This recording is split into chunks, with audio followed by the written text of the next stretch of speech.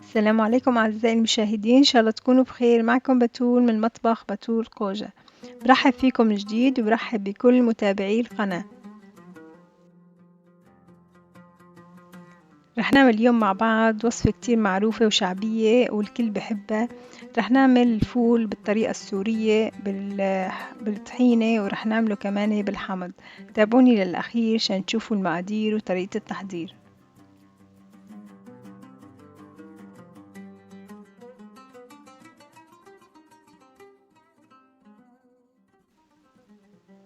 بالنسبة للفول، أنا جبت فول ميبس ونقعت كاستين لمدة 24 ساعة، وصار عندي بهالشكل هاد. وهلأ بدنا نسلقهم. بعد ما غسلتهم منيح رح حطهم بطنجرة الضغط. اللي ما متوفر عنده طنجرة ضغط فيه يستخدم الطنجرة العادية، بس رح ياخد وقت أطول بالسوى. بعد ما حطيناهم بطنجرة الضغط رح نضيف عليهم المي.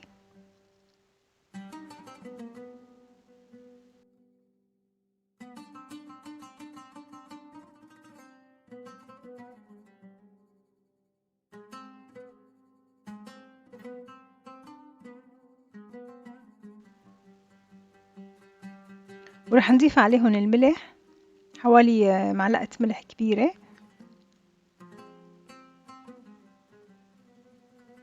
رح نحط الطنجرة على النار، وأول ما تغلي المي رح نشيل الوش اللي رح يطلع على الطنجرة، وبعدها بنغطي الطنجرة ونترك الفول يستوي. بده ياخد تقريبا حوالي ساعة ونص، ممكن ياخد ساعتين حسب نوع الفول اللي انتوا عم تستخدموه.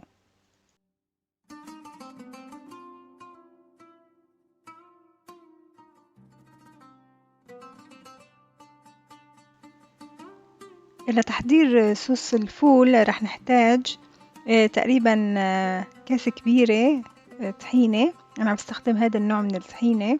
وعنا كمان كاسة لبن زبادي.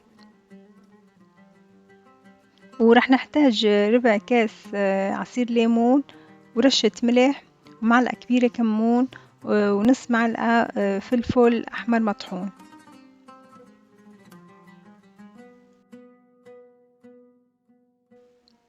رح نجيب صحن غميق ونحط فيه الطحينة، وبعدها نضيف لها اللبن الزبادي،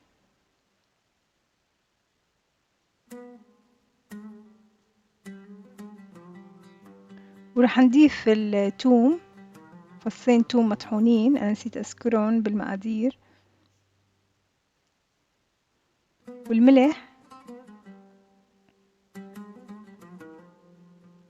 ورح نضيف الكمون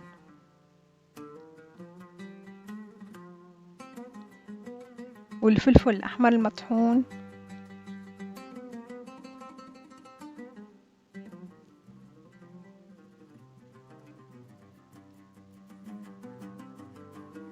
ونبلش بنحرك البهارات اللي ضفناها والزبادي والطحينة، بنحركهم مع بعض.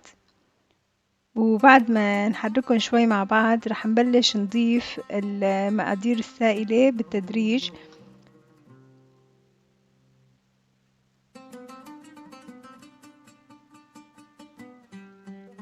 رح نضيف أول شي عصير الليمون ونحركه، لأن مثل ما بتعرفوا الطحينة إذا حطينا لها سوائل كمية كبيرة بتفرط معنا، فبدنا نضيف السوائل بشكل تدريجي. بعد ما ضفت الليمون وحركته منيح رح أضيف لها تقريبا كاسة مي كمان، لأني مثل ما بتعرفوا الطحينة قد ما ضفنا لها سوائل بعد ما نتركها شوي ترتاح بترجع بتسمك معنا.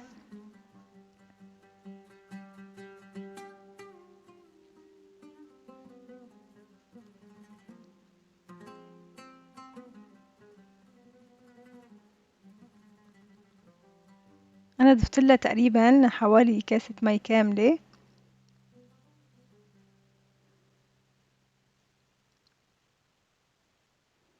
ومنضل منحرك لبين ما نوصل للسماكة المطلوبة.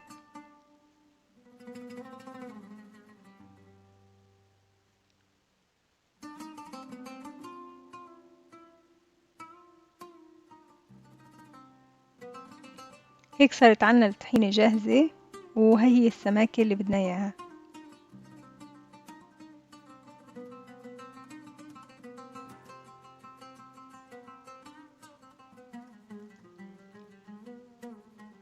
هلأ بالنسبة للإضافات اللي رح نضيفهم على الصحن، صحن الفول، رح نحتاج حبتين بندورة مقطعين مكعبات، ورح نحتاج كمان تقريبا ربع باقة بقدونس مفرومة فرم ناعم. وبالنسبة للرمان فهذا الشيء اختياري، كمان بيعطي نكهة كتير طيبة للفول، بس اللي بحب يضيف الرمان بضيفه، اللي ما بحب هذا الشيء بيرجع له. بدي أجيب الصحن اللي بدي أقدم فيه الفول، ونحط حبات الفول بعد ما صفيناهن. شايفين منظر الفول، منظره بيجنن، والحبة تبعيته كتير كبيرة نفس حبة المطاعم.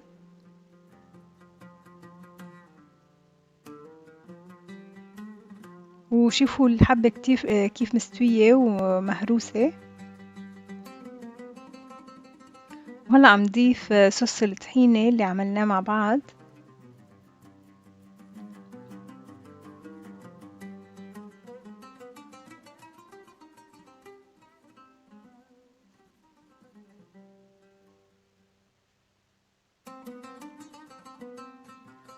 وهلأ وصلنا لفقرة التزيين، وهي الفقرة كتير أنا بحبها. عم نضيف البندورة المقطعة،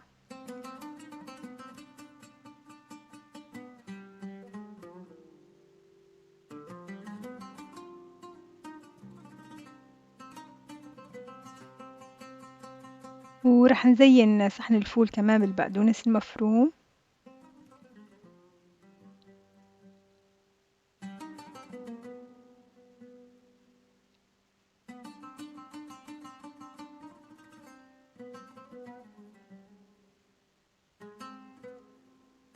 وهلأ بدنا كمان نزينه بالفلفل الأحمر المطحون.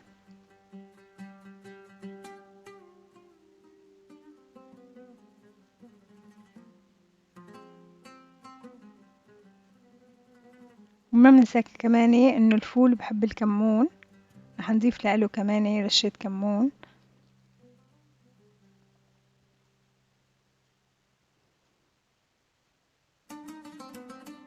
وأكيد كمان الفول مثل ما بتعرفوا بحب زيت الزيتون.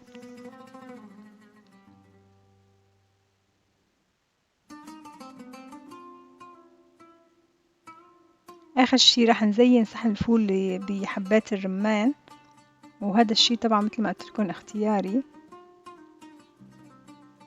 بس حبات الرمان بيعطوا الفول نكهة رائعة جدا.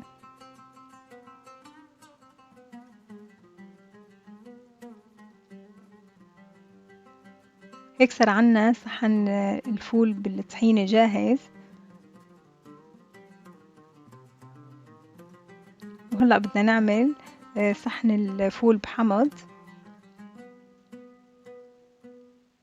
هلأ عم نضيف الفلفل الأحمر المطحون. طبعا بالنسبة للفول بحمض بدنا نحط من مرقة الفول اللي سلقنا فيها،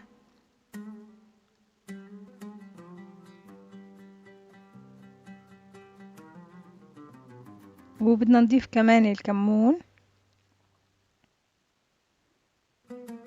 وفيكم كمان تضيفوا له الثوم المهروس، بس أنا هالمرة ما حبيت أضيف له، هذا الشيء اختياري بيرجع لكم.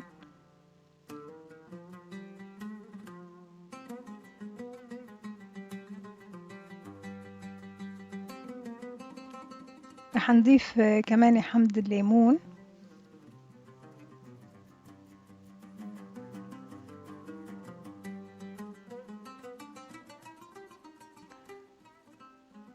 ورح نزينه كمان بحبات البندورة المقطعة.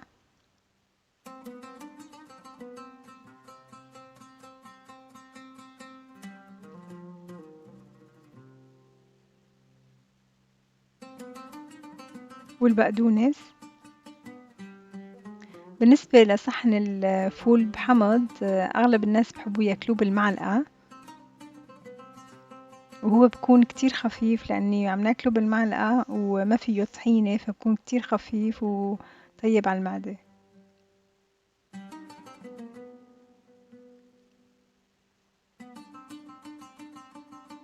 وآخر شي عم نضيف زيت الزيتون.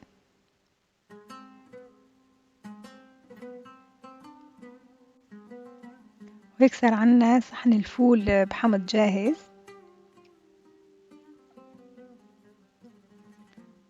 وهيك صارت وصفتنا لليوم، الفول بحمض وفول بطحينة جاهز أعزائي المشاهدين. تقدم جنبهم طبعا البصل الأخضر، الفليفلة الخضراء، النعناع، وحبات الليمون، اللي بحب كمان يضيف حمض ليمون لإلهم. وهلأ صار وقت ندوق وصفتنا، عن جد كتير طيبة.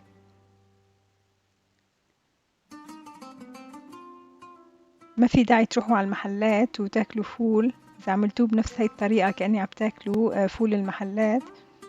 أتمنى إنكم تجربوها وتعطوني رأيكم فيها، وألف صحة وهنا.